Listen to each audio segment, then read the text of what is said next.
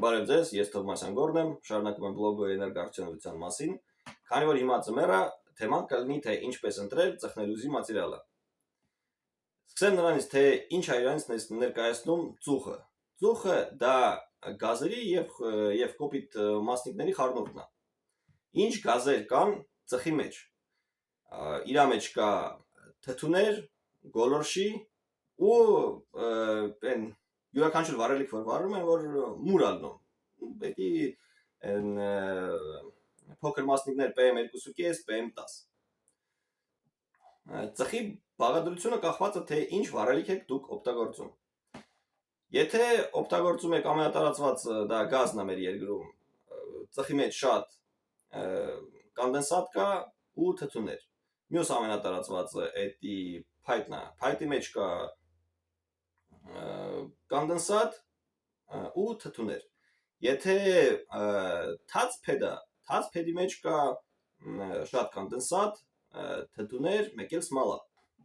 Մյուս ավելի քիչ տարածված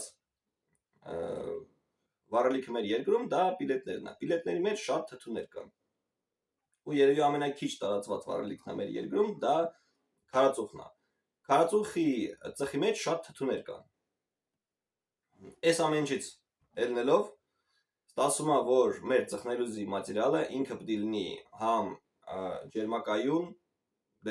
քանի որ յուրաքանչյուր վառելիք որ վառում է, դա շատ բարձր ջերմաստիճան է։ Պետք է լինի թթվակայուն ու պետք է չժանգոտի, կոնդենսատին դիմանա։ Հիմա մենք տեսնենք, թե ինչ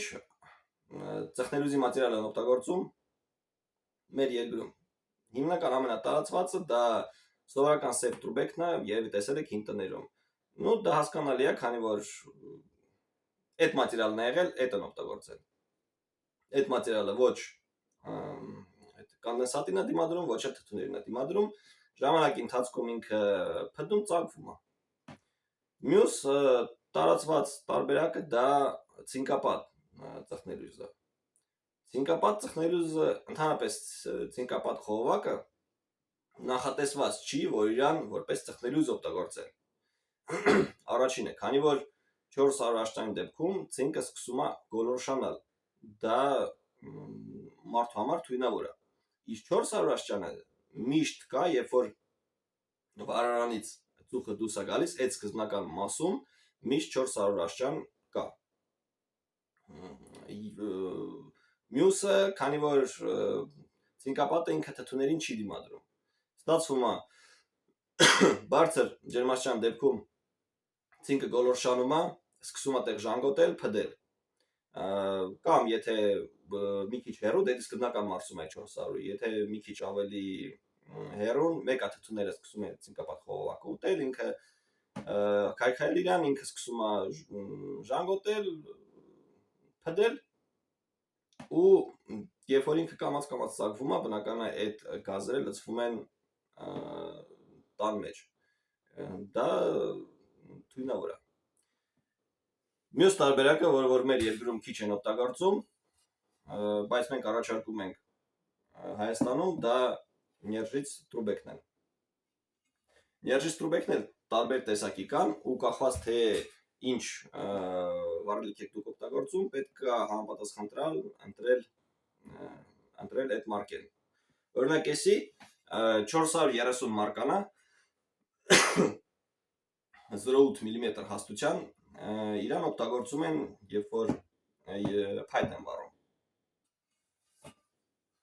Ինքը ունի զրկալի բլեսկ, իրան ոչ մի ուրիշ խողովակի հետ չեք համեմատի։ Եթե դուք վառում եք քարածուխ, քարածուխի մեջ թթուներն ավելի շատ է, պետք է ավելի թթվադիմացկող մատերիալ, դա ներժի մարկեն է 340։